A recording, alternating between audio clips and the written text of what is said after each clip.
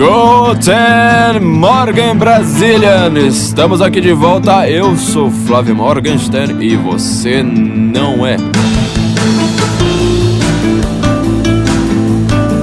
Este, para os recém-chegados, é o podcast do Senso em Comum. Neste podcast nós estamos certos. Se você discorda da gente, você está errado. E você tem basicamente até o final deste programa para você se corrigir, porque o mundo vai derreter. O mundo está derretendo porque agora Trump saiu do Acordo de Paris. Isso significa que não tem mais um monte de restrição para conter o aquecimento global. Até o final deste programa, o planeta inteiro vai derreter, então é bom que você se corrija enquanto é tempo. A gente até aproveitou agora, vocês estão ouvindo aí no fundo, música Svalt Winter, olha só, né, a gente já tá falando em sueco aqui, do Winter Sorg, né, tristeza de inverno, olha que nome poético isso aí.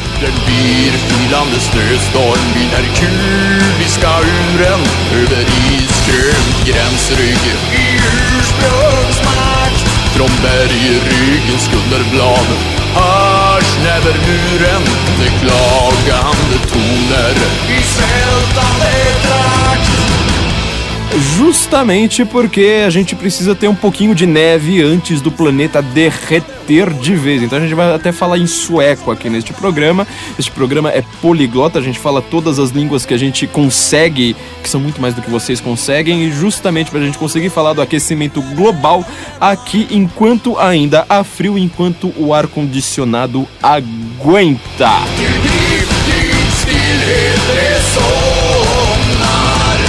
Gente, nosso último episódio foi um sucesso de público e crítica. Muito obrigado a todos vocês que comentaram. Muito obrigado. Assim, acho que foi o podcast, o nosso episódio mais compartilhado até o presente momento. Eu avisei que esse tinha sido caprichado, era pra ter saído 2 semanas antes, mas aí foi culpa tudo de Brasília.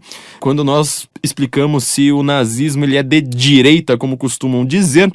Bom, eu acho que ficou meio claro pra todo mundo, né? Fizemos 2 horas ali, falando em alemão, falando em hebraico, falando em latim, e agora a gente tem que aprender sueco, norueguês, islandês e finlandês, porque a humanidade só vai resistir nestes países, todo o resto do planeta vai derreter.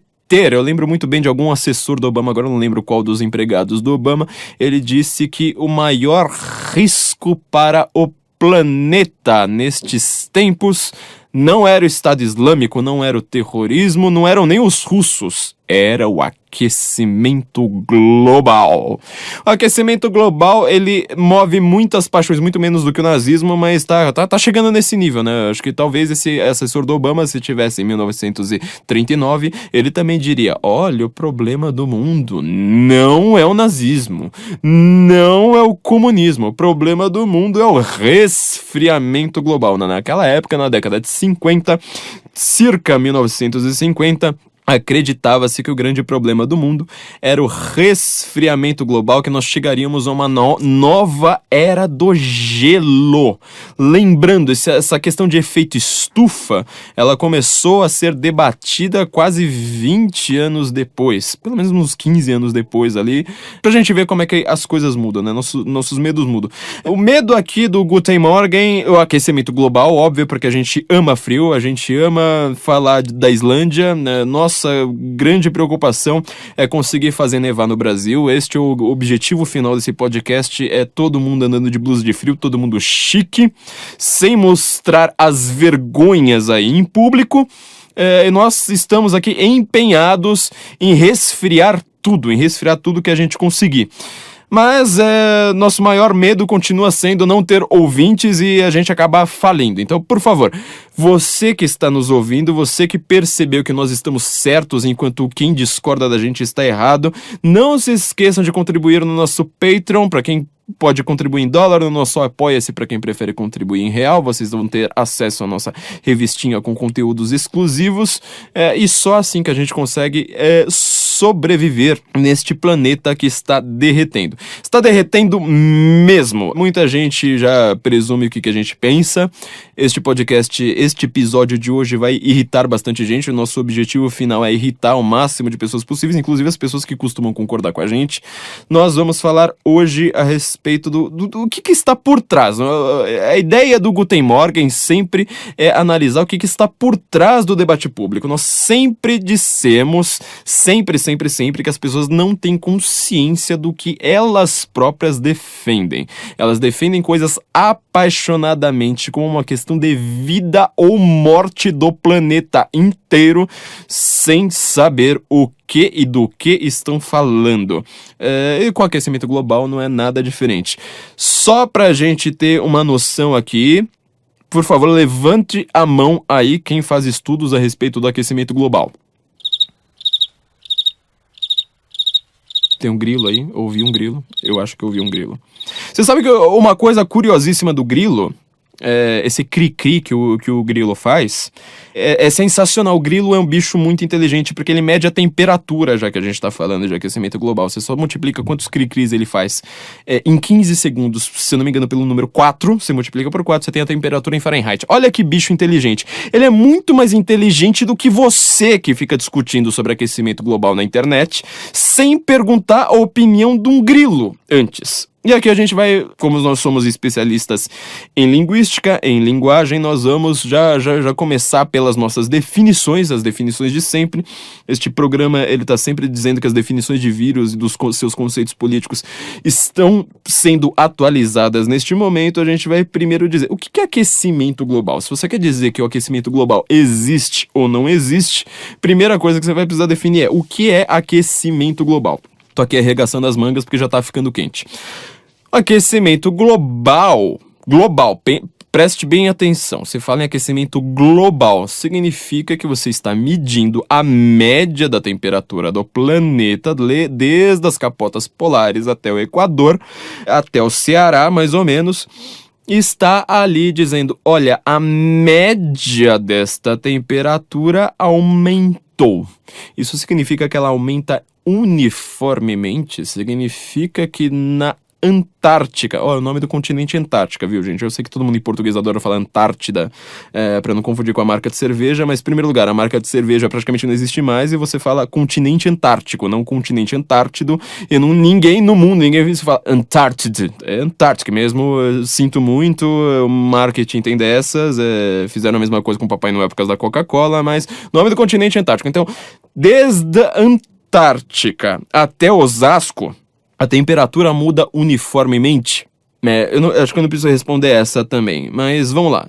Se o aquecimento é global, então você está simplesmente falando que a média está mudando. Se a média da temperatura de um lugar subiu bastante, a média da temperatura de outro lugar desceu lá para baixo, bem lá para baixo, e aí, tá rolando aquecimento global ou não? Você viu que a gente não precisa ser um grande cientista, sabe? Ser um grande especialista em recifes de corais, ecossistemas, pra gente conseguir já perceber um pequeno problema de definições aí. Quando a gente fala em aquecimento global, a gente está falando de uma média numérica, só que essa média numérica, ela diz muito pouco a respeito da nossa realidade. Para completar, quando se começou a falar de aquecimento global, a gente falava simplesmente, existe aquecimento global, o planeta está se aquecendo. Depois tiveram alguns cientistas ali, que eles não estavam no mainstream, eles não estavam recebendo muito dinheiro, não tinham fundações e não tinham grandes verbas acadêmicas para poder dizer o que eles estavam dizendo. Eles acabaram falando assim, mas espera aí, meu filho, o que aquece o planeta é um bereguenite chamado o Sol. Este Sol, ele tem tempestade solar, ele consegue mandar radiação de uma maneira também não uniforme. Às vezes ele manda muita radiação, às vezes ele manda muito pouca radiação, a gente não consegue ter exatamente uma medida ponderada pra gente conseguir analisar o que seja isso. Por exemplo, nós tivemos uma tempestade solar no ano de 1856. Janjão aqui da Panela Produtora, né, que tanto trabalha nesse podcast, nos tolera aqui tanto, ele falou que você pode procurar no Google, a tempestade solar de 1856. O Sol mandou tanta radiação naquele momento, um século e meio atrás, que até os telégrafos, os cabos ali dos telégrafos, tudo for pro saco. No ano passado, em 2016, chegou-se a 10% de chance de uma coisa dessas acontecer. Isso significa que, viciados em tecnologia como nós estamos, não é que a internet fecharia, é que seu carro não ligaria, todos os aviões no ar cairiam. É isso aí mesmo, desliga. É uma só rajada de radiação que acaba com a graça de tudo. Ou seja, a gente fica sem Counter-Strike. A gente fica sem ter acesso à pornografia moderna, a gente vai ter que voltar para aquele modelo antigo da idade das cavernas. E a gente tá ferrado. Basicamente essa ideia, o Sol, se ele quiser, ele faz isso, e você não ouviu falar disso em raio de lugar nenhum, muito menos de quem está defendendo a tese do aquecimento global pela internet. Justamente os viciados em tecnologia. Bom, mas enfim, como a gente tá vendo, se toda essa questão de você medir a temperatura, ela se baseia, sobretudo, em uma média, ou seja, juntar a temperatura de todo mundo ali, dividir pelo número de participantes e falar, bom, aqueceu, diminuiu, etc, etc. Isso significa que o planeta está se aquecendo. Todo mundo já está querendo saber o que eu acho do aquecimento global. Como se eu tivesse... Imagina eu ter uma opinião sobre temperatura. Minha opinião sobre temperatura é sempre a mesma. Eu acho que está muito quente. Eu sempre acho que está muito quente. E eu acho que a gente precisa estudar mais islandês. Esse podcast, além de um monte de desculpas pra gente ouvir heavy metal, um monte de desculpas pra gente falar línguas nórdicas. A gente acabou de fazer um episódio sobre o nazismo, em que a gente estava falando ali sobre mitologia nórdica, o raio do tempo todo. Vocês não conseguem perceber que eu tenho uma agenda? Eu tenho aqui uma agenda declarada. Vocês também têm que ouvir o que está por trás do meu pensamento, que é resfriar tudo e a gente falar línguas nórdicas. É por isso que eu me interesso. Você acha que eu me interesso por política? Política é um saco. É só porque vocês ficam falando disso. Eu tenho que, sabe, eu sou aquele cara que quer entrar na rodinha de conversa. Eu não posso chegar lá falando, bem, gente, vocês sabem declinar no islandês? Não, eu tenho que ficar falando de política, que é um saco. Mas então eu vou separar aqui, como linguista que eu sou, vou separar aqui uma coisa primordial para vocês, definir conceitos com mais clareza. Sempre aumente seu vocabulário para falar de política. Se você quer ganhar uma discussão de política com as pessoas, essa também é a mensagem do Guten Morgen sempre, aumente seu vocabulário. Não diga assim, se você é de esquerda, você é socialista. Não faz isso. Não misture conceitos diferentes. Você vai ganhar justamente na hora que você mostra que você tem mais conceitos, que você consegue separar coisas, que você consegue pegar filigranas, detalhes bem pequenininhos ali, sutilezas no pensamento do outro, separar as suas intenções da sua praxis, e assim é que você vai entender melhor o mundo, com mais vocabulário, não restringindo o seu vocabulário a meia dúzia de cacuetes que qualquer adolescente de 14 anos consegue reproduzir. Não diga só clichês, então aumente seu vocabulário. Vamos lá. Existe aquecimento global? Se você perguntar pra mim, eu que não sou cientista, eu que não entendo nada disso, eu vou te responder imediatamente. Existe aquecimento local. Não existe aquecimento global. Aquecimento global é uma média ponderada em lugares que não tem nada a ver um com o outro. O que modifica a temperatura no Saara não é a mesma coisa que modifica a temperatura em Sorocaba. Isso, eu não sei se eu preciso explicar muito sobre isso, eu espero que não, e se você espera, então, por favor, acho que é melhor você voltar à lição número 1, porque isso aqui não é pra você. O que modifica a temperatura na Amazônia não tem nada a ver com o que modifica a temperatura no Alasca. Ponto. É simples, é isso. Existe, então, formas de aquecimento local. Eu estou aqui em São Paulo, esta cidade cinzenta, poluída, que por sinal ela já foi mais poluída. Isso aí mudou bastante em São Paulo desde a minha infância até hoje. Na minha infância isso aqui ainda era chamado de Terra da Garoa. Olha só que nome curioso. Eu lembro da minha infância, eu não sou tão velho assim, e eu tava sempre de blusa de frio. Pode pegar minhas fotos de infância lá, eu tô quase sempre de blusa de frio. Nesta época do ano, em junho, chovia, era garoa sem parar, o raio do tempo todo, um mês de garoa, às vezes mais do que isso, sem parar. Obviamente que isso não parecia Londres, porque não tinha o garbo e a elegância aristocrática londrina, mas era uma cidade cinzenta, às vezes até mesmo com névoa, e garoava pra cacete. Hoje não garoa mais. Hoje a temperatura tá muito mais quente. Tá tão quente, mas tão absurdamente quente, que em 1992, o ano era 1992, o Senna tinha acabado de ganhar seu tricampeonato, a moeda ainda era o Cruzeiro, o Brasil era tricampeão mundial, olha só como o mundo mudou. São Paulo estava tão quente que a Daniela Mercury lançou uma música lá do Som dessa Cidade Sou Eu e pegou. Se fosse uma década antes, com o frio que tava, mas não teria pegado isso aqui, mas nem a caceta. Nem a caceta que Daniela Mercury iria pegar. Quem é que iria ouvir Daniela Mercury em São Paulo? Se alguém ouve hoje, isto é uma prova cabal de que a temperatura média dessa cidade subiu pra cacete. Essa cidade hoje é uma cidade quente, ela deixou de ser uma cidade, sei lá, subtropical de altitude, ou seja lá como é que se chama isso, provavelmente uma coisa nada a ver com o que eu tô falando, mas ela deixou de ter o seu clima, sua geografia climática como ela tinha antes. Isso eu tô falando num tempo de uma vida, ou seja, 92 para mim foi o momento cabal ali de que houve uma prova de que a temperatura dessa cidade aumentou pra caramba. Com isso, significa que o planeta está se aquecendo? O planeta. A pergunta que eu faço é, Daniela Mercury, ela pegou na Islândia? Ela pegou na Rússia? Ou não? Lá continuaram... A época, 1992, estava no auge do black metal norueguês. O auge, foi quando começou ali, todo mundo só falava de montanha nevada, só falava de neve, blizzard e sei lá mais o que.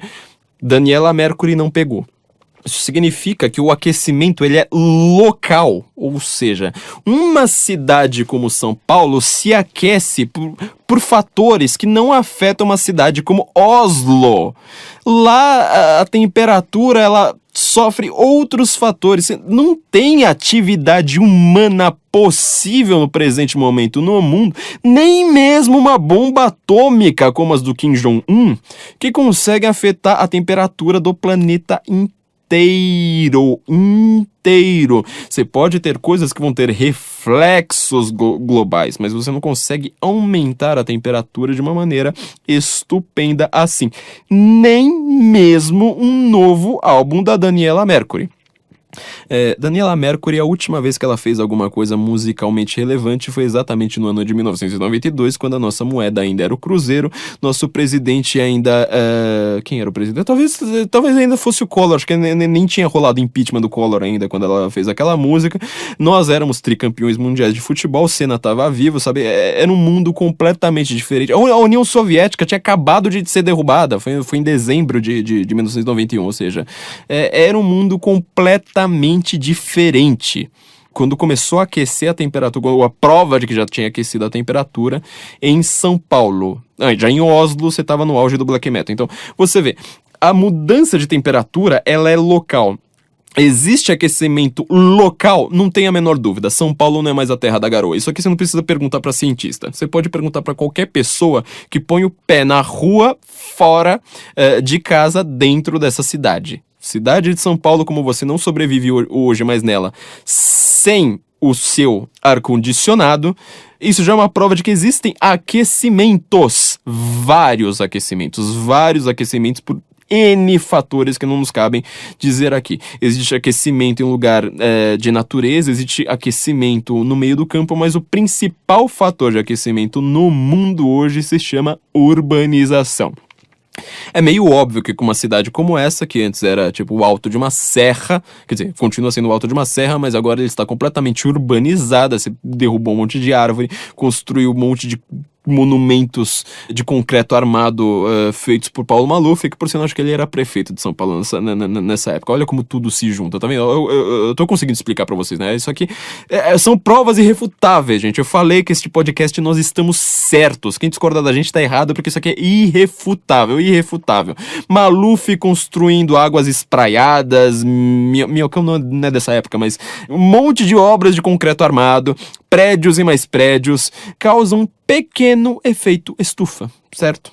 Um pequeno efeito estufa. Essa cidade, ela não só é mais quente hoje, como ela é mais abafada. Olha, por que isso aí não tá na discussão do aquecimento global? Por que a palavra abafado nunca aparece? Não é simplesmente uma questão de aquecimento, de mudança de temperatura.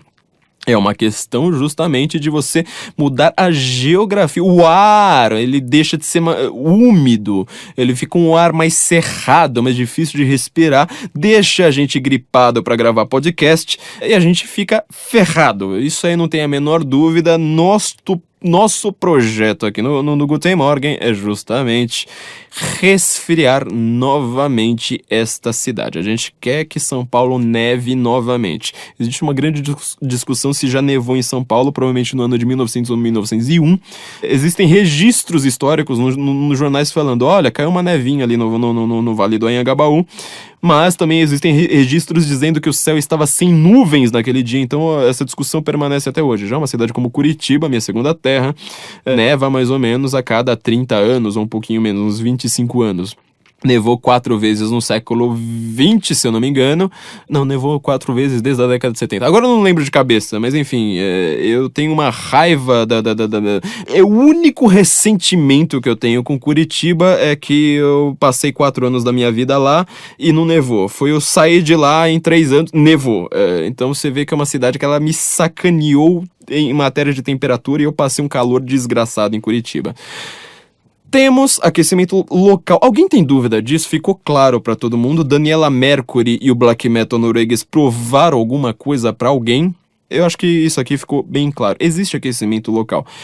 Quando você fala em aquecimento global, você está falando de uma outra parada, que ela já não consegue mais ser medida como, por exemplo, a média da temperatura de São Paulo. Porque se eu for medir a média da temperatura de uma cidade específica, mesmo uma cidade tão grande, a maior cidade do hemisfério sul, eu consigo analisar com toda a facilidade do mundo, eu consigo ser um professor de geografia de periferia e ainda assim eu vou saber o motivo do raio do aquecimento dessa cidade. É óbvio, é simples, mas não precisa ser um grande gênio da ciência para você conseguir explicar uma coisa dessas.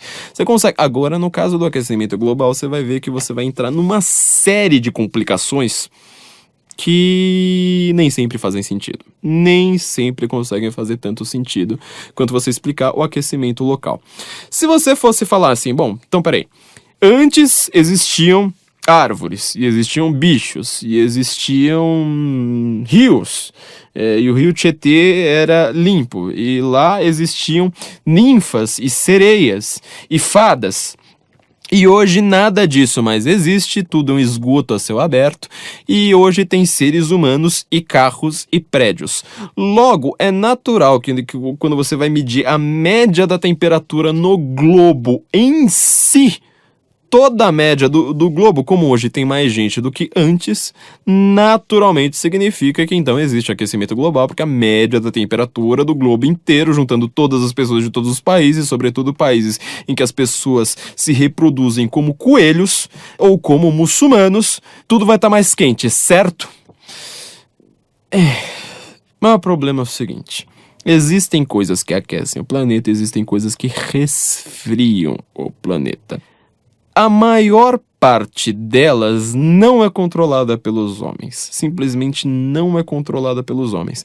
Tanto é dessa forma que antes se falava em aquecimento global, hoje em dia, com vários estudos que tentaram provar aquecimento global e não conseguiram, ao contrário do que você vai ver na grande mídia, eles começaram a falar, mas peraí, a gente está falando do aquecimento global antropogênico.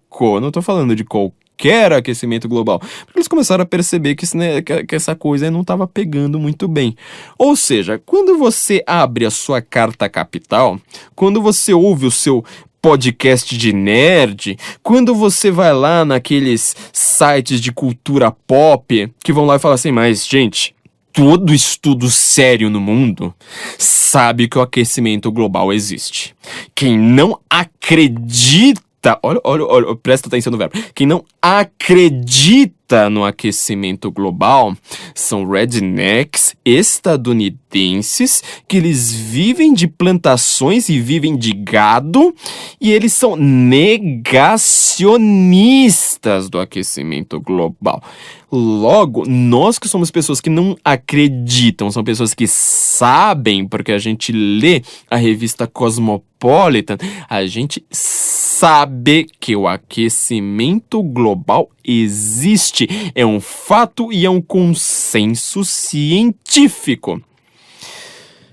Vamos começar pelo final. Consenso científico. Eu adoro essa expressão, consenso científico. Consenso científico. Consenso científico. Você tá notando algum problema aí? Você tá percebendo que consenso científico... Eu sempre disse que a expressão tudo é relativo é a expressão mais contraditória que existe, porque se tudo é relativo, essa expressão é relativa, logo tudo pode ser absoluto. Nada consegue se contradizer com tão poucas palavras quanto tudo é relativo, ou seja, tem um verbo de ligação aí e duas palavras, uma de cada lado. Mas o problema é o seguinte, consenso científico com duas palavras sem nenhum verbo de ligação aí no meio, consegue se contradizer mais. Você não tá dizendo aí que ciência vale mais do que crença, porque a ciência é testada, que a ciência é discutida, ela é debatida. Se tem debate, não existe consenso. Ponto. Você pode falar que existe debate científico. Isso aí vai ser... Olha, você vai chegar a níveis muito mais elevados de ciência se você disser claramente, olha, existe debate científico. Existem cientistas que se odeiam mortalmente. E isso aí, você acha que é uma coisa moderna? Não, pega a biografia do Newton. Eu adorava o Newton quando era pequeno, assim, mas eu devia ter, sei lá, 8 anos de idade quando eu queria já ficar lendo a biografia do Newton. 8 não, 9. 9 certamente. Newton, não, porque a lei da gravidade, olha que coisa fantástica que ele descobriu. Em primeiro lugar que eu já escrevi no artigo, né? Pare de frescurite, valer Olavo de Carvalho. Olavo de Carvalho que tá com filme no cinema. Vão pro cinema e assistir o Jardim das Aflições, filme fantástico do Josias Teófilo. Logo mais a gente vai falar muito mais desse filme por aqui. Mas eu já escrevi lá que teve um pequeno problema. A tese do Newton, ela está errada. Errada. Você vai falar assim, mas olha só, tô ouvindo mais um Olavete dessa seita maluca dizendo que Newton tá errado. Significa que ele não acredita na lei da gravidade. Não, seu mongo, é o seguinte. Newton foi refutado. Foi refutado em vida por um cara chamado Leibniz. Leibniz era um cientista que ele mostrou que... Newton, para começar, ele estava tentando refutar Aristóteles. O Leibniz já viu que tinha um monte de problemas ali no que o Newton estava dizendo. Significa que a lei da gravidade não funciona? Não. Leis da termodinâmica... Não significa que elas estejam erradas. Significa, isto sim, que elas funcionam para um corte específico. Dentro deste universinho específico do Newton, você consegue falar, isso aqui está funcionando. Certo? No planeta Terra, aqui, se você soltar uma coisa da mão, ela cai no chão. Olha só que coisa legal. Mas o problema é o seguinte, você está falando de velocidades e massas, partículas, etc., muito específicas. Sabe quem foi que refutou Newton? Além do Leibniz? Vou te dizer, foi um cara chamado Einstein. Adoro perguntar pra carioca, né? Como é que se pronuncia o nome do cara? Que aí ele fala Einstein, ele pronuncia o nosso S, né? Mas é Einstein no original, né? Albert Einstein. Este cara foi lá e falou assim, olha, negócio é o seguinte, quando você está dentro da Terra... Quando você ainda não fez esse teste da termodinâmica do Newton no espaço sideral, envolvendo velocidades astronomicamente maiores do que as velocidades da Terra, você vai ver que todas aquelas leis de termodinâmica do Newton, elas falham. Você não está falando que você é cientista? Então, se você é um cientista, se você acredita em ciência, se você acredita em método e não em crença pura... Te digo uma coisa, a primeira coisa que você precisa dizer é falar assim, Newton foi refutado, e por outro cientista chamado Einstein. Qual que é o problema? Você tá desmerecendo Newton por causa disso? Não. Newton, ele fez o que ele tinha que fazer. A gente avançou algumas coisas por conta do Newton, mas não significa que tudo que ele fez estava certo. Só fazendo um parêntese rápido, o maior problema do Newton, na verdade, não foi necessariamente as suas leis de termodinâmica, a gravidade, esse tipo de coisa. Foi que ele inventou uma filosofia inteiramente baseada em movimentos mecânicos. É o tal do mecanicismo, da onde o Descartes logo mais iria ficar viciado, vidrado nesse negócio. Tinha um jardim em Paris em que existiam peças ali, né? Você ia pisando no jardim e aí tinha umas estátuas que se mexiam conforme como você pisava. O Descartes, ele era viciado naquela coisa, ele ficava parecendo uma criança, isso tá nas biografias do Descartes, viu, gente? Ficava parecendo uma criança lá brincando, vendo aquelas coisas. Com isso, eles chegaram a uma filosofia falando: tudo no universo, tudo na consciência, tudo na humanidade é pura mecânica, ou seja, mesmo que você tenha de pensamento, é a sua mecânica cerebral que está fazendo você pensar aquilo ou daquele jeito. Eu não conheço uma única pessoa que defenda Newton e reclame do Olavo de Carvalho que acredite nisso. É para vocês terem uma ideia de como as pessoas não sabem do que elas estejam falando. O Descartes, para se ter uma ideia, ele adorava pegar ratos, aqueles ratinhos de laboratório, aquelas coisas brancas que a gente brinca. Na psicologia a gente faz muito isso. O meu se chamava Lester, apesar de ser branco.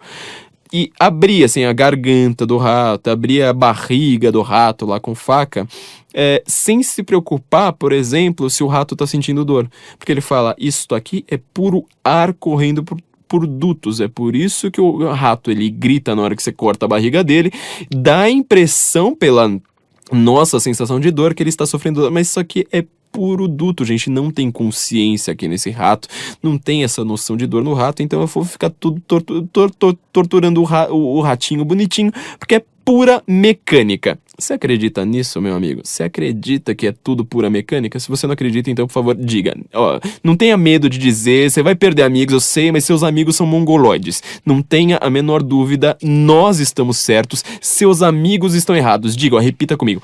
Newton foi refutado cientificamente. Não encha mais o saco. A teoria das cores do Newton também foi refutada pelo Goethe, e assim por diante. Husserl vai mostrar lá a crise das ciências europeias, né? Quando ele apresenta a sua fenomenologia, ele também vai mostrar um monte de erros crassos do Newton. Isso só pra gente falar assim: olha, se você tá falando que existe consenso científico, você não sabe do que você tá falando, meu amigo. Você simplesmente... Ciência é como você falar em, por exemplo, consenso filosófico. Os filósofos, eles têm consenso sobre isso. Você notou o ridículo da coisa? Notou?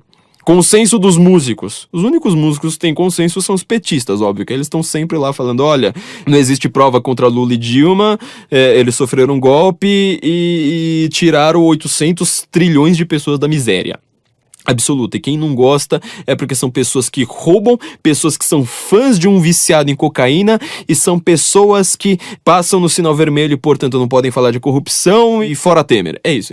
O único consenso que existe é entre gente ideológica. Na ciência não pode haver isso. A ciência, ela é tão forte justamente porque ela é limitada, ou seja, ela fala daquilo que ela consegue medir, observar, etc, etc. Isso nas hard sciences, né? Bom, enfim, isso só vai permitir que a gente diga, falar assim: olha, um movimento mecânico, esse movimento que a gente consegue das aulinhas de física de ensino médio, que não tem nada a ver com as aulas de física da universidade, né? Lá você vai estudar quanta, movimento de átomo, aí você vai, quando você tá lá na faculdade, você vai ter que falar assim: realmente, essa coisa de você transformar tudo em fazer uma referência a movimento retilíneo uniforme, como faz o Newton. Tudo pra ele é quase uma metáfora, uma espécie de movimento retilíneo uniforme.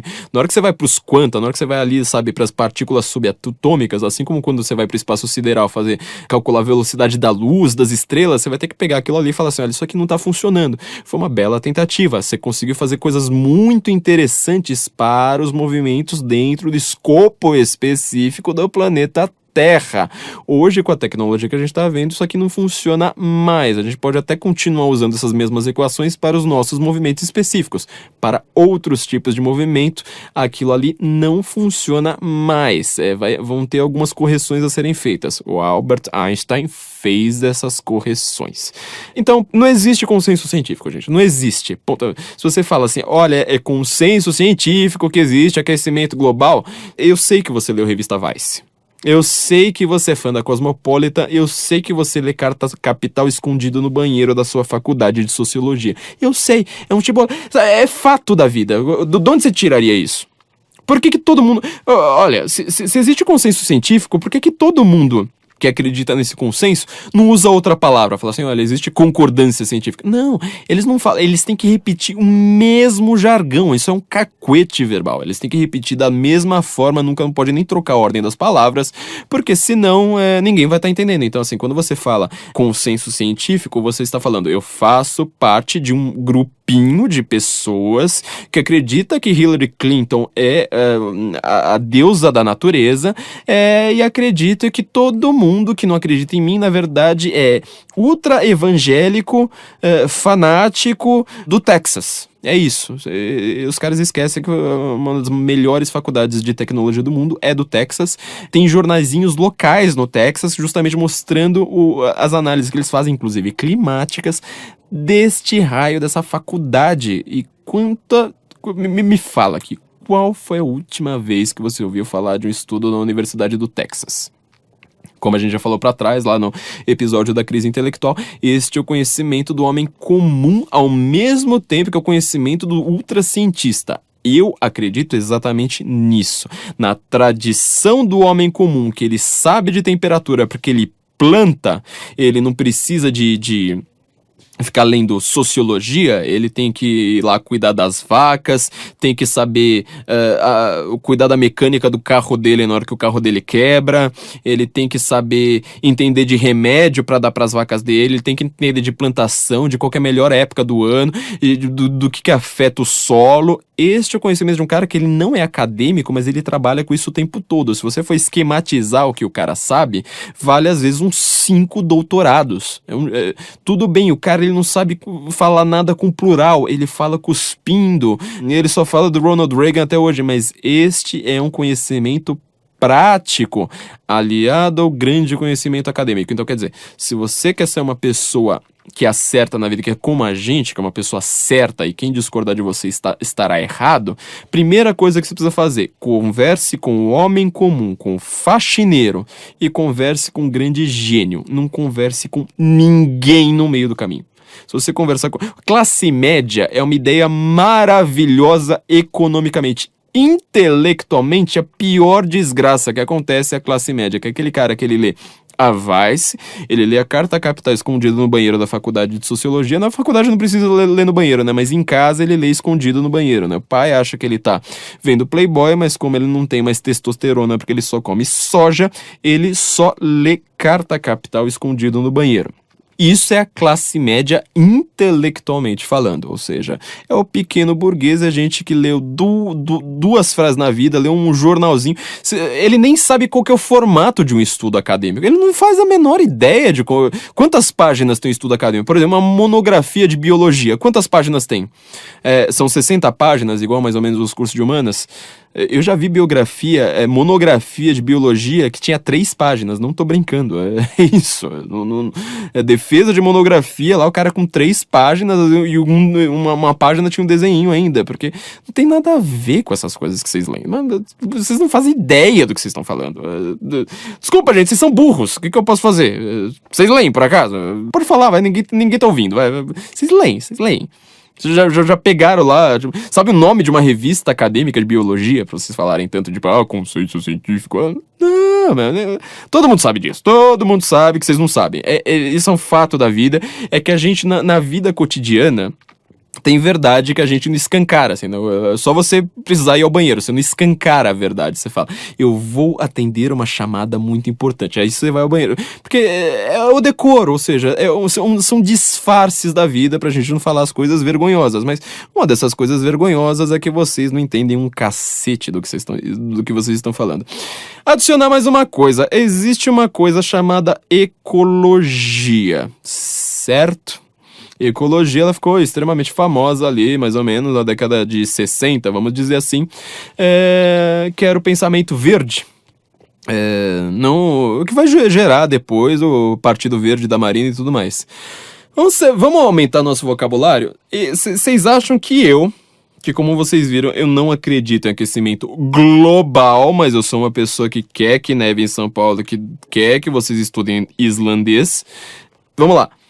Vocês acham que eu sou contra a natureza? Contra a preservação da natureza? Vocês acham que eu sou contra isso? Não, já te garanto. Isso aqui vai chocar muito dos meus leitores tradicionais, porque no Brasil não existe esse debate. A gente macaqueia, na verdade, o que fazem os conservadores americanos, sobretudo, e às vezes a gente acaba macaqueando mal, né? No episódio que eu falei das fake news, eu falei da alt-right, justamente como é que ela confunde alguns conceitos de fora, aquele movimento da alt-right americana, e acaba errando. Então, por exemplo, ficam lá copiando, às vezes, uns linguajares e uns símbolos neonazistas, sem perceber a burrada que eles estão fazendo.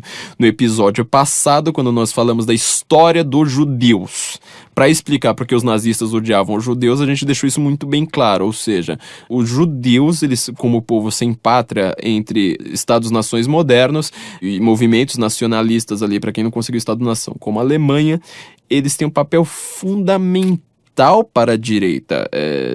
Aliás, coisa mais óbvia do mundo, né? Quem era perseguido? Quais são os grandes intelectuais conservadores do século XX? Eu sei que se você é uma pessoa de esquerda, você não sabe. Você não sabe. Você não sabe. Você vai me falar Adam Smith, que eu sei. Você vai falar Max Weber, que eu sei. E você vai falar Aécio Neves, que eu sei. Eu já sei que você vai falar uma coisa dessa. Você não sabe quem são os grandes intelectuais de direita. Você acha que todo intelectual do mundo são os intelectuais que seu professor passou pra você. Você acha que fora daquele pequeno recorte, de novo um recorte, aquele universinho pequenininho, você acha que não existe mais nada. Eu te garanto, vários deles eram alemães ou austríacos, todos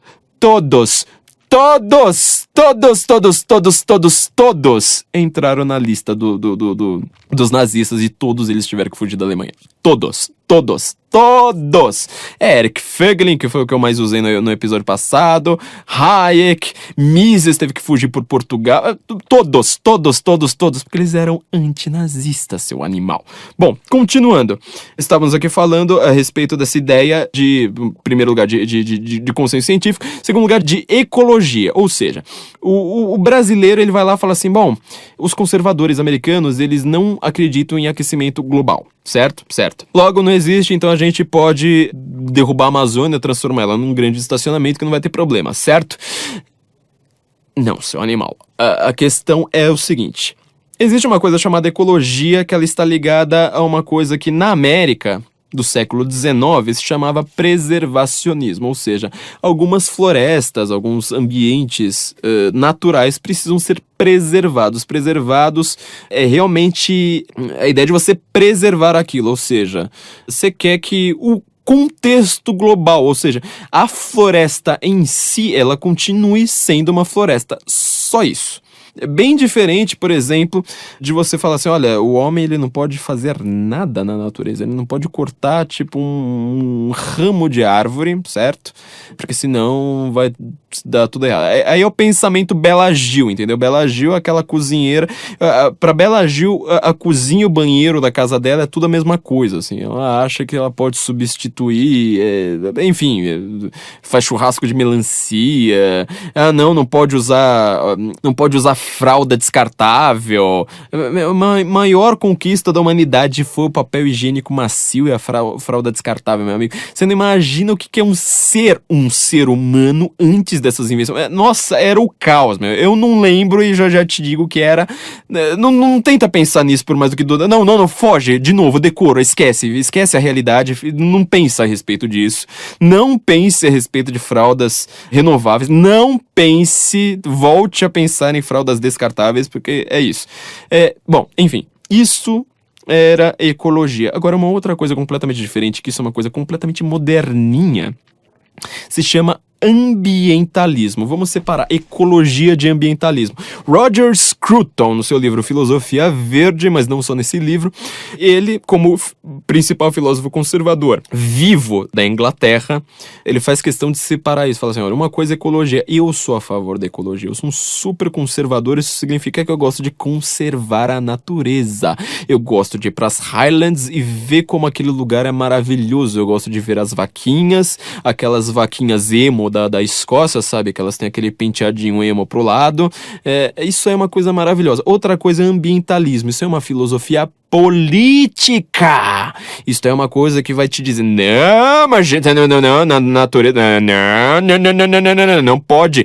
Tem que ter imposto a respeito de qualquer coisa. Não pode mexer, não pode mexer ali, etc, etc, etc. Se eu sou a favor do ambientalismo, bom, vê se eu tenho cara de hippie. Vê se eu votei na Marina Silva. Vê se eu como comida da Bela Gil. Vê se eu ouço Daniela Mercury. Eu acho que isso aí já deixa bem claro pra você. Uma coisa é ecologia, outra coisa é ambientalismo. Obviamente, pouca gente sabe separar estes conceitos com toda clareza, inclusive quem trabalha com eles. Então, quer dizer, os ambientalistas se acham ultra-ecológicos, muita gente que é ecologista acaba caindo no ambientalismo aqui ou ali, sabe aquela coisa que você vai conversar com alguém na fila do mercado, tem que taxar, tem que ter imposto, enfim. É tudo misturado, eu sei, mas pensa, separa as duas coisas. Ecologia, por exemplo, era o que fazia um cara chamado Theodore Roosevelt, principal, pelo menos no século XIX, um dos principais, vamos dizer assim, né? América não dá pra falar o principal, mas um dos principais presidentes americanos conservadores. O que ele era? Ele era caçador de urso, ele adorava ir pros parques americanos caçar urso, só que ele era um preservacionista, ele gostava de conservar as florestas, aqueles parques naturais como eles estavam. Isso fez com que ele fosse um grande preservador de ursos, justamente do animal que ele mais gostava de caçar. Tanto que hoje, quando você vai falar ursinho de pelúcia, você fala em inglês, como é que você fala? Teddy Bear. Mas por que Ted? É justamente uma homenagem a um cara que caçava urso e manteve os ursos, manteve aqueles parques conservados. Entendeu? Conservados. Então, quer dizer, conservadorismo, obrigatoriamente, ele acaba envolvendo a natureza. Isso é uma coisa que os conservadores americanos não entendem tão bem, mas pense nos conservadores ingleses, ó. Tolkien, C.S. Lewis, são gente que só fala, Chesterton, só fala de natureza. Mas a natureza é bela. Mas vê uma árvore. É gente, assim, quase abraçadora de árvore mesmo. A gente que gosta de natureza. Fala assim, esse ambiente urbano, puta, que saco, né? Nova York, um monte de eleitor da Hillary. Olha, a natureza é o que é. A gente, nós aqui, começamos com metal caipira sueco, então nós somos dessa laia, certo? Certo. Então, acho que isso aí ficou bastante claro para todo mundo. O que o ambientalismo gera, já que ele tá uma coisa completamente recente aqui do mais ou menos do século, da década de 60, aquela coisa bem hippie, Woodstock e tal. O que ele vai gerar? Justamente novos modelos de governança. É quando tudo que é aquilo que a gente falou sobre globalismo em todos os episódios ali pra trás, eles vão acabar conseguindo pegar no Ocidente, onde ninguém estava pensando a respeito disso. Eu tô aqui na minha mão com a revista Foreign Affairs. Essa revista aqui, eu não sei se vocês conhecem ela direito, ela é meio cara no Brasil, mas dá pra você ler muita coisa dela pela internet, ou ler via app, acaba saindo bem barato, mas ela ainda assim é uma revista razoavelmente cara, porque ela é uma revista de ensaios. Ela é a revista do Council of Foreign Relations. Esta é uma entidade fundada em 1926, se não me falha a memória, que ela é o principal mecanismo de globalismo no mundo, ou seja, de uma governança global. Eu abri aqui, ó, eu tô com a edição de janeiro a fevereiro de 2017. Por que essa edição é tão importante?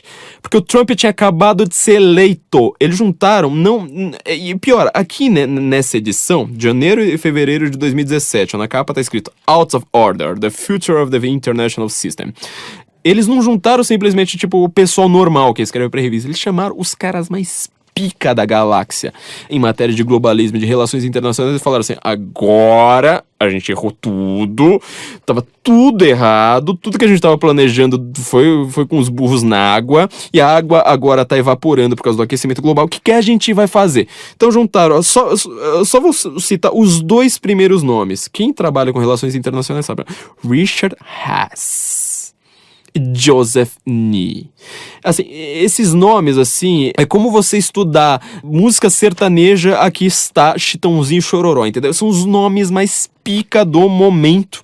Eles chamaram esses caras, né? Richard Haass, tudo bem, porque ele é presidente do Council of Foreign Relations, mas os caras não estão de brincadeira, eles não estavam de brincadeira. O que eles estão falando? Que existe uma... The Case for Sovereign Obligation. É o artigo do Richard Haas, chamado World Order 2.0, ou seja, ele quer agora propor uma nova ordem 2.0. Eu detesto o termo nova ordem mundial, já falei isso lá no podcast sobre globalismo. Porque tem um monte de teoria da conspiração maluca, né? De Illuminati, sei lá mais o que não entende nada do que tá falando, mistura coisa certa com um monte de baboseira. Então eu não gosto do termo nova ordem mundial, mas ele já tá percebendo isso aqui, ele vai lá e fala assim, ó, eu estou propondo uma coisa chamada World Order 2.0. Inclusive ele tá lançando um livro, foi um livro lançado exatamente nesse mês, aqui logo depois da eleição do Trump, em que se chama, olha só, A World in Disarray, American Foreign Policy and the Crisis of the Old Order. The Crisis of the Old Order, a crise da velha ordem. O que é essa velha ordem? É uma coisa chamada... Cuidado, senta, por favor. Se você estiver de pé agora, senta, se segura na cadeira, segura alguma coisa bem pesada e se tiver um capacete, põe na cabeça. Se chama ordem liberal. Você viu o problema? Liberal é aquela palavra que todo mundo se acha meio liberal em alguma coisa. Todo desgraçado se acha liberal e não sabe do que tá falando. Liberal é uma palavra que a cada 5 vezes que você usa, geralmente ela tem 7 significados distintos. Você nunca parou pra pensar, isso aqui é liberalismo, aquilo ali é liberal. O liberal americano não tem nada a ver com liberal inglês, são opostos, aliás. Isso aí também tá mudando, viu, gente? Nos últimos tempos você vai ouvir as discussões políticas na Europa, inclusive na Alemanha, Áustria e tal. Eles estão usando o termo liberal já, agora em contexto americano também. Então, olha, maluco. E no Brasil, liberal é o cara neoliberal, é o Fernando Henrique, liberal. Enfim, é uma zona. Cada um diz uma coisa, ninguém sabe do que tá falando. Nós, como linguistas, a gente quer saber a essência das coisas e trabalhar bem a linguagem e enriquecer nosso vocabulário. O que é essa velha ordem? Certo? Da qual ele tá reclamando tanto e que ele percebeu assim que o Trump foi eleito, que eles precisavam juntar ali e falar assim, olha, vamos fazer os artigos mais pica da galáxia, fazer uma série especial sobre a nova ordem global, e juntaram lá os caras mais poderosos de todos. Eles falaram assim, a ordem liberal é aquela ordem americana, sabe, do mundo, com a América como seu principal polo, não polo, porque polo sim, por conta de ter um polo oposto que seria a União Soviética na época, mas assim, o grande líder da liberdade no mundo. Então a ordem liberal, que eles estão querendo dizer, é uma ordem globalista, é a ordem do Henry Kissinger, sabe, o Kissinger, tipo o rei da diplomacia no mundo. É esta ordem, e isso vai gerar uma coisa chamada globalismo. A gente já explicou isso aí muito bem, né? Vocês conhecem. Quem é recém-chegado, por favor, vai lá ouvir o episódio de globalismo antes de você achar que você consegue extrair o significado da palavra do seu próprio significante, né? Globalismo é uma governança global. Olha só, eu abri essa revista aqui, ó, na primeira... tem um índice na primeira página e do lado tem já... Logo depois que você vira a página do índice, tem lá uma propaganda da Academy of Global Governance. Get the case to global governance. Olha só, eles têm cursos e mais cursos nas universidades mais pica da galáxia. Do globo, melhor dizendo, de todos, falando só de governança global. E nós que somos loucos, né? A gente que é maluco por falar disso. E ele tá lá falando, ó, esta velha ordem, esta ordem liberal, ou seja, a América ali como principal fator. A gente cometeu vários erros nessa ordem, né? Tipo, a América nem sempre conseguiu ser grande, favorável ali, o que eles chamam de democracia, democratizar o mundo. E ele fala assim, olha, na verdade ele tá dando um resumo desse novo livro dele. Ele fala assim, olha, essa doutrina é legalmente conhecida como Responsibility to Protect, ou R2P, né? R2P. Significa que as grandes potências, ou seja, potências econômicas, militares, de influência, de poder de lobby, como a América, os grandes players ali da jogada, eles tinham uma responsabilidade de proteger países, vamos dizer, países mais afastados, ou seja, mais marginais, né? Até aqui no Brasil, por exemplo, a política a nossa política internacional do Itamaraty, desde a ditadura, essa ditadura que todo mundo fala, direita, é uma ditadura de direita, ela é o que você chama de política sul-sul, ou seja, você ao invés de negociar com a América, com a Inglaterra, com a Alemanha, com a França, com os países do norte, esses países poderosos, eles tinham uma visão que veio de Mao Tse-tung, olha que bizarrice, que falava assim, não, o Sul ele tem que dialogar com o Sul, é país pobre com país pobre, nós somos uma coisa chamada terceiro mundo. Quem inventou esse conceito de terceiro mundo? Mao Tse-tung.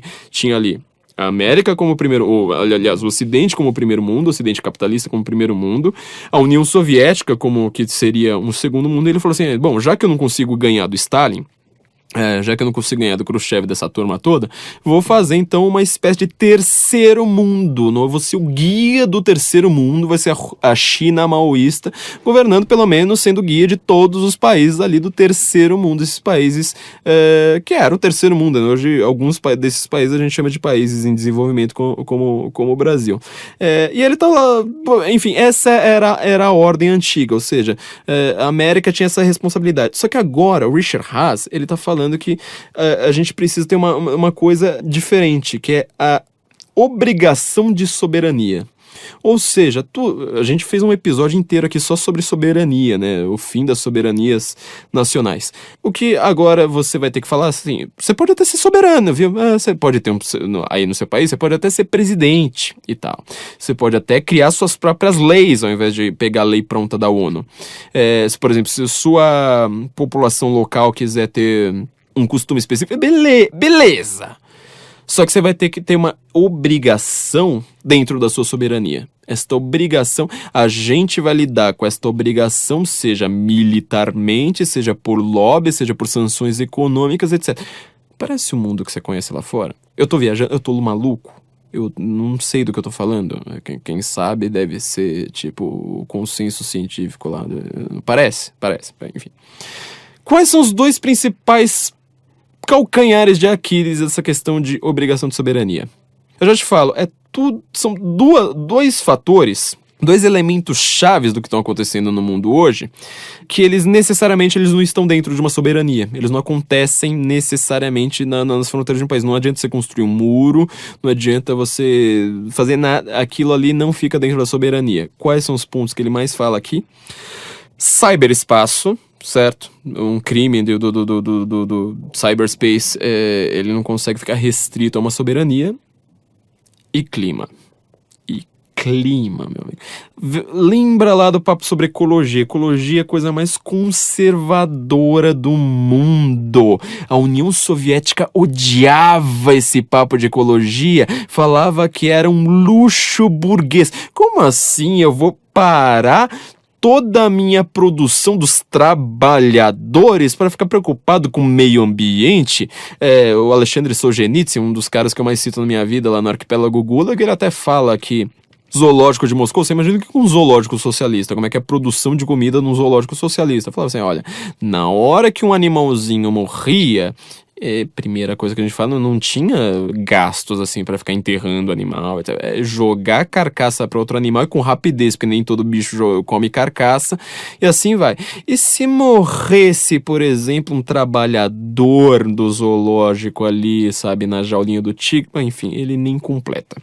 Isso aí era um luxo burguês. Já o ambientalismo, olha só, isso aqui cabe perfeitamente. O que o cara aqui tá dizendo, sem parar, é justamente que agora a gente vai precisar criar... Eles, né? A gente que ele tá falando são estes caras do CFR, sei lá, do Banco Mundial, dessas grandes instituições, Goldman Sachs, Partido Democrata, todas as grandes instituições do mundo, a FMI, que às vezes fazem algumas coisas muito boas, né? Algumas delas, tipo a FMI e tal, mas também, para você comprar uma boa economia, você compra uma política péssima imbuída nessa economia. Falar assim, bom, precisamos agora conseguir regular tudo. A gente precisa regular o mercado, aumentar imposto. Como que a gente aumenta imposto se a população não gosta? Através dessa obrigação de soberania. Ou seja, você não tem mais soberania por si. Se o seu país fala assim, olha, aqui a gente não quer praticar o aborto, nós somos um país de maioria cristã, a gente sabe do valor da vida. Ao contrário de um país ateu, de um país islâmico, a gente não trata a vida como mercadoria. Aqui a vida não depende da vontade de uma terceira via. Aqui a vida é sagrada por si. Nós não queremos promover o morticínio de pessoas, nem mesmo, certo, se forem pessoas pequenininhas e indefesas. Nós não somos favoráveis a isso, e muito menos com dinheiro público. O que é obrigação de soberania que o Richard Haas está propondo? Não, vamos lá forçar esses caras.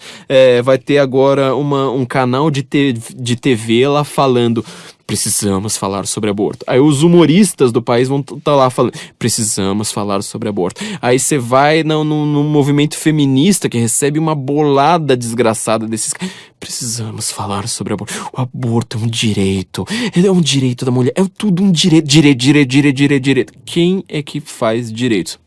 Vejam lá de novo o filme do Olavo de Carvalho, Jardim das Aflições, do Josias Teófilo. Tem uma cena que ele explica exatamente isso. Logo no comecinho do filme, ele fala assim: mas peraí, o direito é obrigação de alguém para comigo. Se eu tenho um monte de direito, eu preciso de um Estado gigantesco. Mesmo que a população, mesmo que a minha soberania, mesmo que o povo não goste disso, eu vou agora ter um monte de lobby através de um monte de entidades, tipo ONU, Unicef e não sei mais o que, pra eu conseguir ter aquele suposto direito. Você tá entendendo o que esse papo de aquecimento global tá fazendo com as pessoas? Porque, assim, eu nunca vejo alguém ter uma opinião minimamente balizada a respeito da principal questão científica das hard sciences, da mais hard das hard sciences, que é a física. Não vejo ninguém tendo uma opinião. Por exemplo, qual é que funciona? A física quântica, que já foi provada válida, certo? Ou a teoria da relatividade do Einstein, que ela também já foi provada válida, e uma refuta a outra, uma contradiz a outra.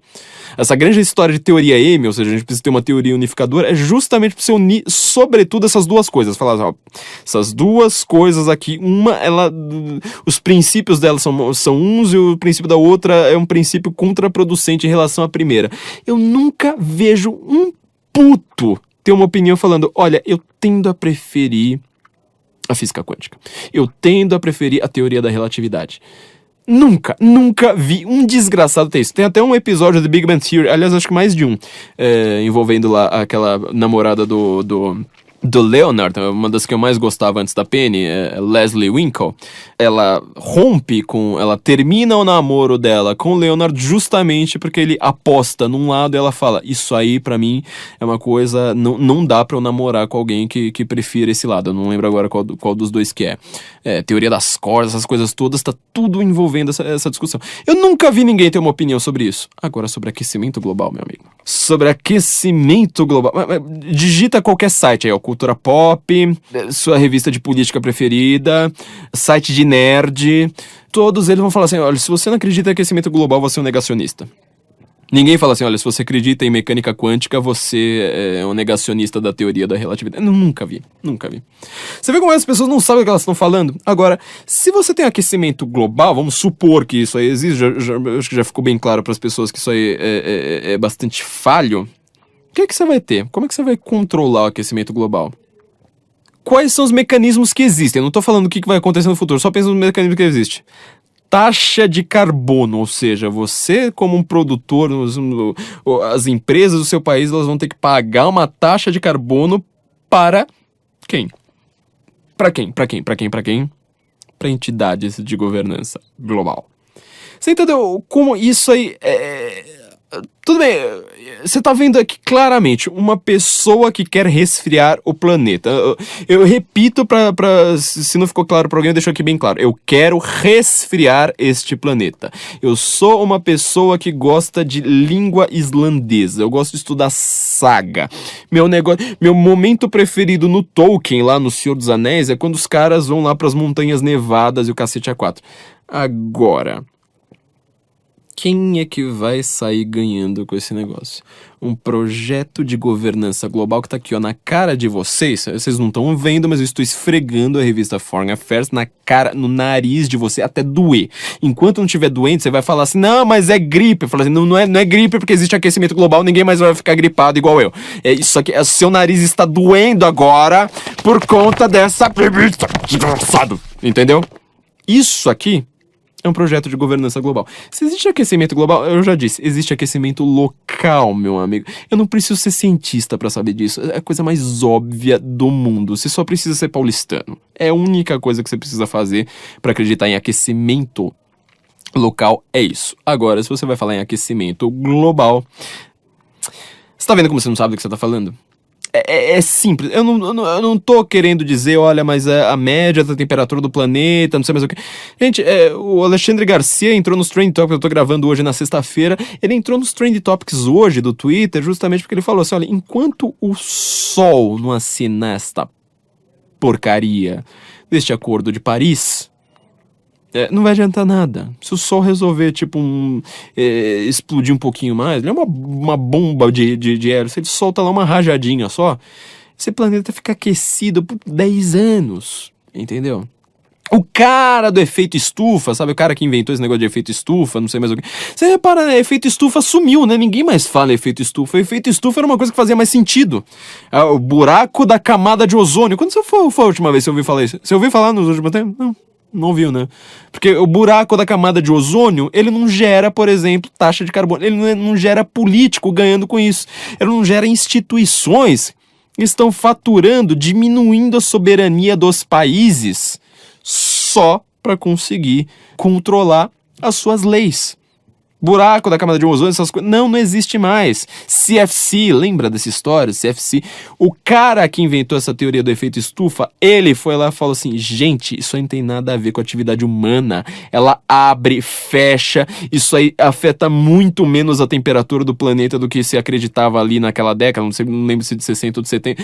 Ele próprio disse isso. Agora, você quer conhecer um cara... Vamos falar de consenso científico? Quer conhecer um cara?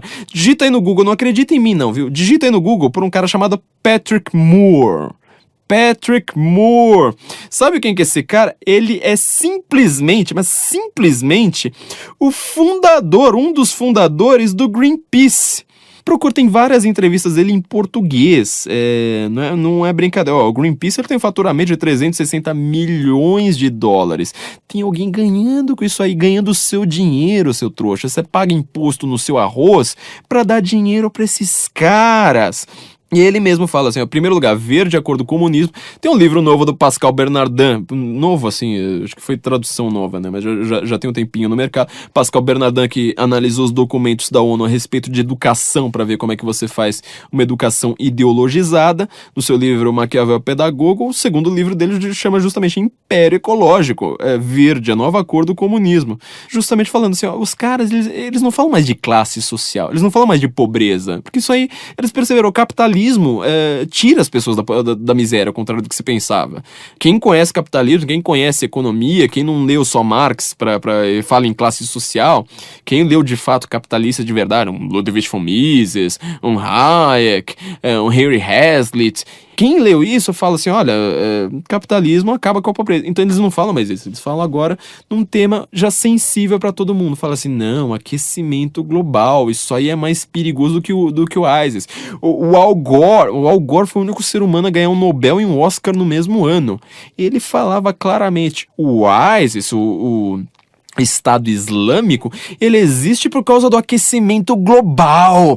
Deu uma seca lá. Você não acredita no que eu tô falando? Faz o seguinte, você vai agora ligar a sua TV, assistir National Geographic Channel e Discovery Channel o dia inteiro. Veja se você vai... se eu tô falando uma coisa louca. Bom, enfim, o Patrick Moore, ele é uma pessoa que ele vai falar assim, gente, isso aí não faz o menor sentido, é gente ganhando dinheiro, aquecimento global, tem um monte de estudo que mostra falha nesse negócio. Aquecimento global, por exemplo, tem um amigo que ele faz isso, ele trabalha com recifes de corais, ele já viajou pra Antártica, já foi pra Nova Zelândia, isso tudo com barco. Dessas grandes instituições, porque Recife de Coral ele é afetado pela temperatura. Ele viajou o mundo inteiro. Ele falou assim, se eu conseguir achar alguma prova de que existe aquecimento global através de Recife de Coral, não.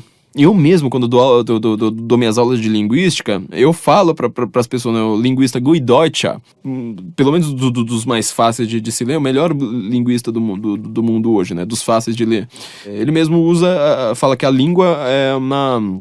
Recife de metáforas, ou seja, ele usa essa mesma imagem, porque aquilo ali fica marcado, Recife ele marca, não tem prova. O que tá acontecendo no oceano não acontece a mesma coisa que acontece aqui em São Paulo. Não acontece. Eu simplesmente te sugiro uma coisa. Eu vou lembrar aqui, pra gente finalizar o programa, acho que foi um dos atos mais flagrantes a respeito da bizarrice do que são pessoas falando, do que elas não devem falar, e de como elas falam com interesse. Foi quando o Leonardo DiCaprio finalmente ganhou o Oscar. Eu escrevi um artigo no Censo a respeito disso. O Leonardo DiCaprio finalmente ganhou o Oscar. Eu acho o Leonardo DiCaprio, assim, um ator maravilhoso. Ele já deveria ter ganhado o Oscar antes. Ele é um cara, assim, que ele sabe atuar muito bem. Eu que sou ator, eu entendo desse negócio, sabe? Ele é um excelente ator. Ele já deveria ter ganhado o Oscar muito antes. Se eu não me engano, o primeiro filme que ele faz com... esqueci agora o nome do ator, ou o ator do Zorro lá, esqueci o nome dele. Foi uma atuação maravilhosa, fantástica e tal. Bom, por qual filme o Leonardo DiCaprio resolve ganhar o Oscar? Um filme chamado O Regresso. O Regresso. Qual é a história desse filme? Bom, é baseado num livro fantástico. Leiam esse livro, viu? Ele tem em português. O livro é muito interessante. Porque o livro ele consegue explicar melhor esse choque do homem com a natureza.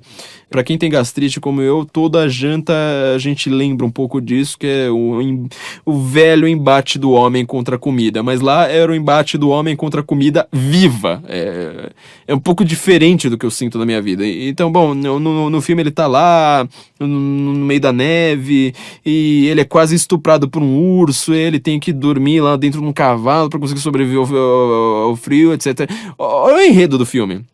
Aí vai lá o Leonardo DiCaprio, que tem uma ONG envolvida com esse negócio, que fatura milhões com esse negócio, que anda de jatinho particular pra cima e pra baixo, poluindo mais o clima, mas fatura uma grana aí falando de aquecimento global. Amiguinho do Al Gore, tentou ser amigo do Mandela, né? Sempre conta essa história lá do filme Blood Diamonds, né? O Diamantes de Sangue, que ele achou que o Mandela iria adorar o filme dele. O Mandela foi lá e falou assim: esse cara tá falando que existia tráfico de diamante? Imagina, não, eu quero mais que esse tal de Leonardo DiCaprio, depois de tirar foto com o Leonardo DiCaprio, eu quero mais que esse cara tá mentindo. Esse filme é mentiroso. Por quê? Porque Mandela ele foi eleito com grana de quem traficava diamante. Bom, enfim, o filme tem todo esse contexto aí, tudo neve, embate com a natureza, não sei mais o que. O Leonardo DiCaprio ganha o Oscar. Ele sobe na tribuna e fala assim: gente, muito obrigado. Preciso falar uma coisa pra vocês. Global warming is real. Você fala, meu, por que o cara tá falando... Em primeiro lugar, por que você precisa usar o Oscar pra isso? Por que você precisa de uma celebridade pra isso? Você não chama um cientista? Olha o filme que o cara ganhou um Oscar, caceta! Meu, olha pra porra do filme que você fez, seu animal! Você quase foi estuprado por um urso! Era um gelo desgraçado, você... não tinha amigos ali, não tinha um R15 pra você conseguir usar na testa do urso. Por que você não vai lá e fala assim: olha, gente, o negócio é o seguinte, eu aprendi uma lição de vida fazendo esse filme. A lição de vida é que até fazer um filme na neve é coisa, é pra macho, viu? O negócio não é pra qualquer um. A natureza é uma vadia. Puta que pariu. Olha, a natureza, industrializem tudo que vocês virem pela frente. Foi o que o Brandon O'Neill, um dos meus jornalistas preferidos, escreveu na Spectator. Falou: olha, gente, faça um discurso de acordo, entendeu? Simplesmente faça isso. Faz o seguinte, então, você que é fã da natureza, acredita em aquecimento global, falem com consenso científico e tal. Faz o seguinte, ó. Além de assistir National Geographic e Discovery Channel, você vai fazer o seguinte: você vai agora sentar no seu sofá, faz isso num sábado, melhor. Um sábado, 8 horas da manhã, você vai ficar pelado em seu sofá, 8 horas da manhã, sem comer, jejum. E você vai assistir a série Largados e Pelados. Agora eu não lembro se é do Discovery ou do National Geographic. Já viram isso? Largados e Pelados. Isso aqui é a melhor coisa. É uma lição de vida, gente, ó. É gente que é realmente largada e pelada, geralmente assim, duas pessoas, em alguma floresta extremamente inóspita. No máximo os caras têm uma ferramenta, tipo um machado, uma coisa assim. Falou assim: bom, agora vocês se virem. E os caras ficam lá, eles vão ter que caçar comida, eles vão ter que dormir no chão da floresta cheio de formiga entrando nos seus entrefolhos, e escorpião, e sei lá mais o que, enfim. É gente com insolação, é gente pegando todas as doenças do mundo, é gente com a pele ferrada, sabe? É basicamente uma dieta sem glúten. É isso que o Largados e Pelados é, né? É exatamente isso. Pra quem realmente tem alergia a glúten, como eu tenho a lactose, é triste falar isso, né? Mas, enfim, todo mundo agora quer ter uma dieta Bela Gil que não condiz com a realidade.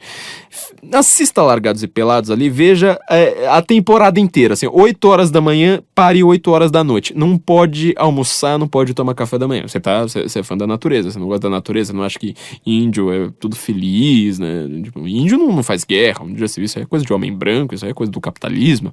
Assista Largados e Pelados, os caras caçando, tendo que comer cobra, matar cobra pra comer, comendo pinha, gente que perde 10 quilos em um mês, sabe? Assista.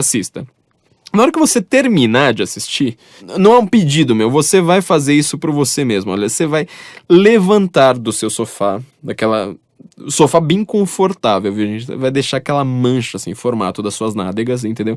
Você vai levantar do seu sofá. Não sou eu que tô pedindo, você vai fazer isso obrigatoriamente, é natural. Você vai levantar do seu sofá. Você vai se dirigir até a cozinha da sua casa. Você vai abraçar a sua geladeira apaixonadamente. Você vai se esfregar na sua geladeira. Você vai estar apaixonado pela sua geladeira. Você vai beijar a sua geladeira de língua. Você vai passar a mão na sua geladeira. Você vai bolinar a sua geladeira. Você vai abrir a porta da sua geladeira. Você irá penetrar a sua geladeira. Você vai fazer uma espanhola com a sua geladeira. Você vai cafungar no cangote da sua geladeira. Depois você vai dormir abraçadinho de conchinha na sua geladeira. Você vai fazer juras de amor pra sua geladeira. Isso foi mais ou menos o que o Alexandre Soares Silva disse uma vez. Olha, industrialize o bagulho. Viver sem geladeira não rola. Olha só, lembra lá do CFC, do efeito estufa? O que diziam que causava efeito estufa? A geladeira. Ó, gente, não existe melhor coisa no mundo do que... vamos lá. Do que papel higiênico macio, do que fralda descartável, do que geladeira. Isso é tradição, isso é ser conservador, isso é o que eu acredito. Se você prefere um modelo de governança global em que as geladeiras serão taxadas, em que todo mundo vai ter que comer comida da Bela Gil, em que as fraldas não serão mais descartáveis, meu amigo, quem é progressista aqui definitivamente não é você. Gente, este é o Guten Morgen, então, espero que alguém tenha aprendido alguma coisa com esse episódio. O último episódio continua sendo... Must Hear, eu avisei, é um tema que eu passei minha adolescência inteira, depois boa parte da minha vida adulta, sabe, estudando esse negócio, completamente diferente do que dizem por aí, sabe, não tem discursos do Hitler traduzidos, por exemplo, e não é traduzidos para o português, existem raros em inglês, por exemplo, né, aquele discurso que eu citei, eu não achei ele em inglês, inteiro, pelo menos, um dos lugares que eu achei aquele discurso, por sinal, foi um documento, eu achei pela internet, mas não achei no Google, não achei diretamente, né, o texto no corpo do Google, um documento do Centro Anne Frank, que vocês, pessoas inferiores que não falam alemão, chamam de Anne Frank, mas eu também não sei, né? Na verdade ela falava holandês. Que mostra justamente essas ligações do nazismo, né? Com o socialismo, o que eles entendiam, por exemplo, por democracia alemã, um tema assim, olha, demorado, isso aqui é uma coisa assim, demoraria mais ainda muitas horas pra falar.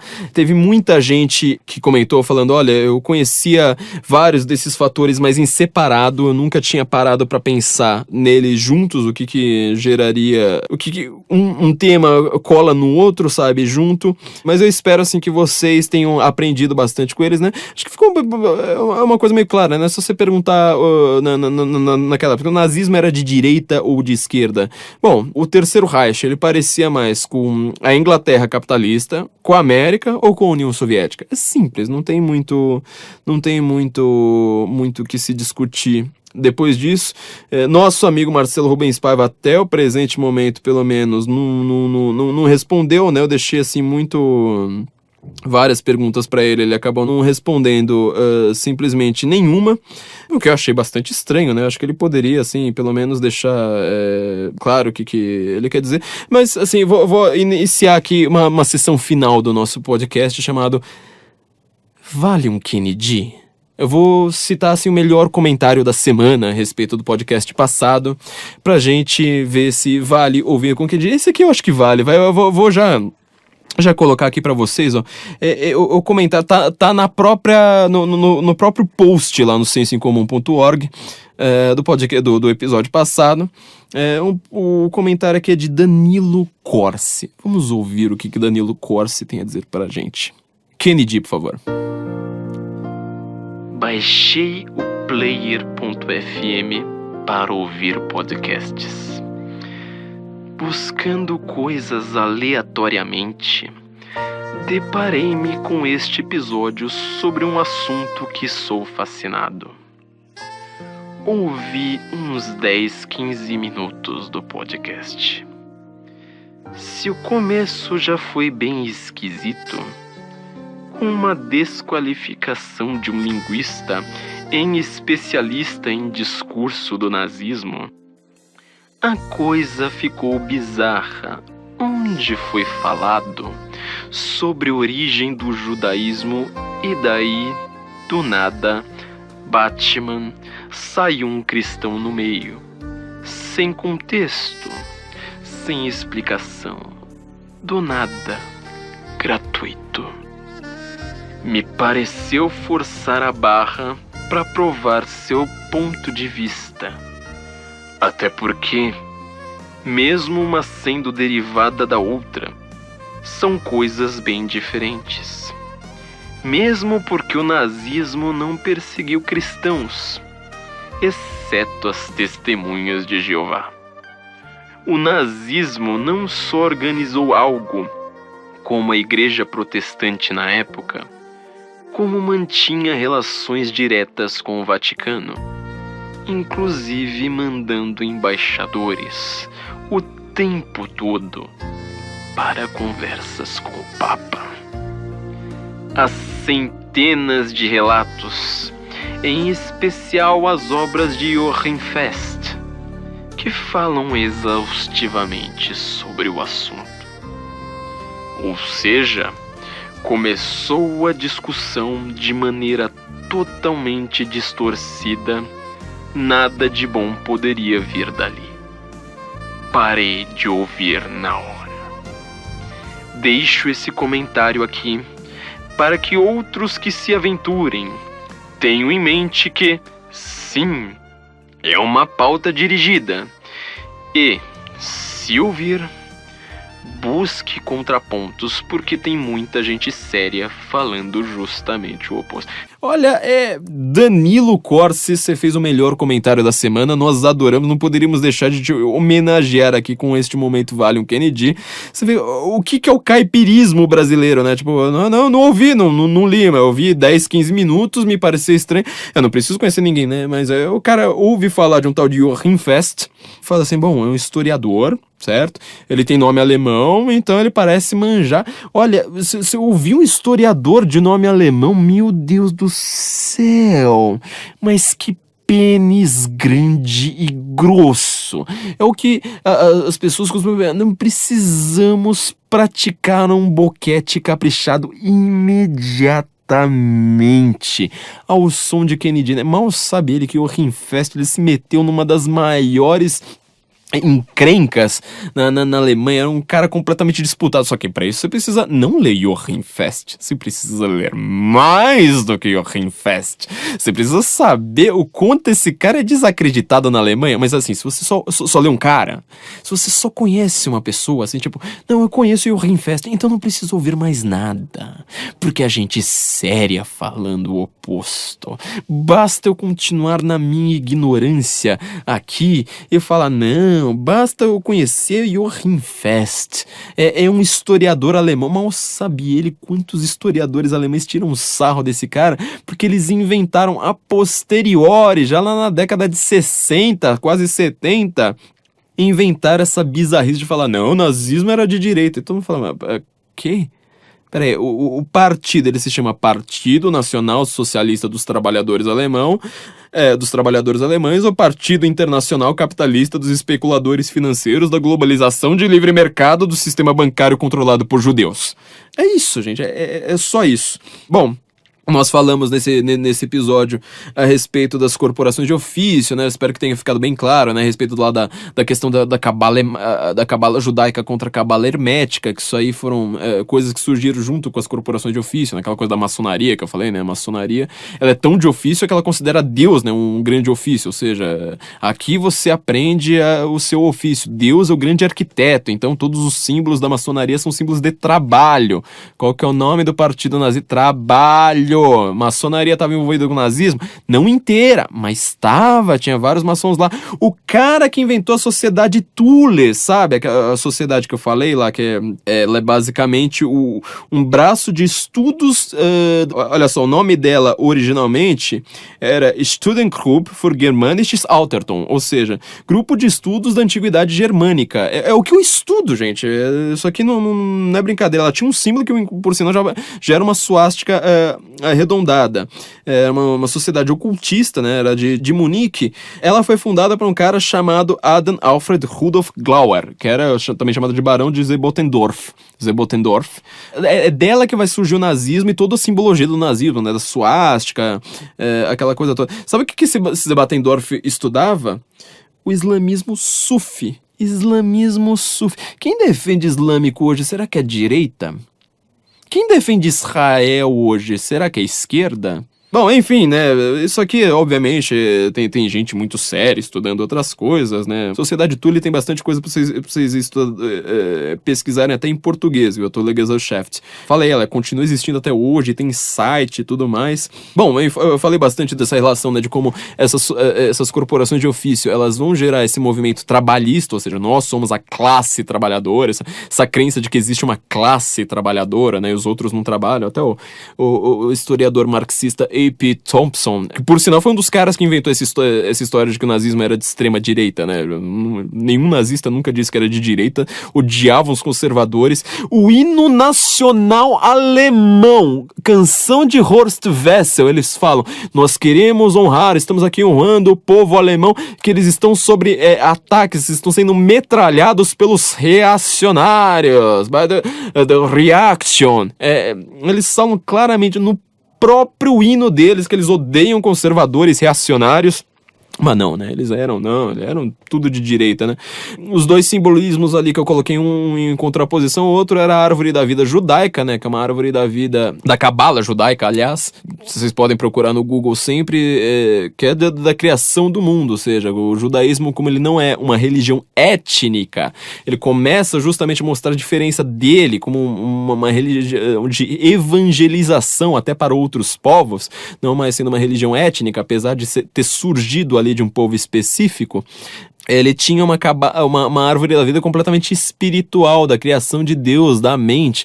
Em compensação, a árvore da cabala hermética é uma árvore étnica, ou seja, cada um é de um ofício, ou seja, na guerra, se você morre na guerra, você vai para Valhalla, se você morre de tal outra forma, você vai para tal outro lugar. Já era uma coisa completamente oficiosa, ou seja, ela envolve a estrutura da sociedade. Nazismo, Partido Nacional Socialista dos Trabalhadores Alemães, ele envolve o quê? A espiritualidade pura, ou ele envolve o seu trabalho, ou seja, eu defendo aqui os trabalhadores alemães, os especuladores financeiros, esses daí tem que ser excluídos da nossa sociedade. Bom, você pode deixar isso claro, mas como eu falei tanto dessa árvore da vida da mitologia nórdica, né, Yggdrasil, eu vou mostrar que existem, na verdade, coisas bem bonitas também. Vamos encerrar hoje o episódio falando aqui com uma música, na verdade, justamente sobre essa árvore da vida nórdica, mostrando assim, olha, existe beleza, eu só não digo que ela seja verdadeira, ou seja, eu não acredito que o mundo ele seja estruturado mesmo dessa forma. A música se chama Odal, de uma banda chamada Wardruna. Eles ficaram famosos porque eles fazem a trilha sonora da série Vikings. Eu tenho quase uma certa desconfiança, não esqueci de pesquisar isso antes, mas eu tenho quase certeza que eles aparecem, os caras da banda aparecem em um episódio mais de um até, numa das batalhas que aparecem lá na série. Pelo menos assim, o vocalista tem quase certeza. Ele bateu o olho e falou assim, acho que é o cara do Wardruna. Não a música de abertura e tal, né, essa do Trevor Morris, mas eles fazem várias músicas ali da série Vikings. Essa música chama Odal e ela fala justamente dessa árvore da vida. E olha só, eles falam assim, olhe para meus olhos tão azuis, né, alguém boa. Você vê aquele lado étnico, ou seja, o nacionalismo alemão ele tinha razão de ser, e essa razão ela não é política. Quem estava achando que aquele episódio iria falar de formação do Estado, tipo de Estado, economia, acabou se ferrando, né? Eu prefiro falar exatamente disso, que é a área que eu gosto. Falar de mitologia e mitologia nórdica para terminar um episódio sobre o aquecimento global, nada melhor do que um pouco de frio. Não se esqueçam de assinar nosso feed, minha gente. Por favor, assinem nosso feed. Isso é a melhor propaganda que vocês podem fazer pra gente. Pega o seu ouvidor de podcast, não importa qual, iTunes, SoundCloud, clica lá em assinar. Isso aí é uma coisa que vai fazer completa diferença pra gente. Comentem também no seu ouvidor de podcast, pode ser no iTunes, deixa lá seu comentário, deixa sua avaliação. Contribuam pelo Patreon em dólar ou pelo Apoia-se em real. A gente depende disso, vocês vão ter acesso a conteúdos exclusivos. Estamos falando bastante a respeito de globalismo, a respeito dessa questão do globalismo na nova edição da nossa revista. Não se esqueçam de acessar o site da Panela Produtora, que faz nosso podcast. Esqueci de falar dela no último podcast, né? Esse pessoal ainda veio aqui e não me bateu hoje. Olha que coisa maravilhosa, né? Melhor endereço do mundo, pané.lá. Não se esqueçam, quem quiser fazer a trilha sonora aí para o seu negocinho, contrata esses caras, eles são fabulosos. Também podem conversar com a gente pra gente anunciar aqui no nosso Guten Morgen. E enfim, espero que vocês tenham aprendido alguma coisa e nos ouvimos na semana que vem. Agora um pouco de neve, minha gente. Guten Morgen, Brasília.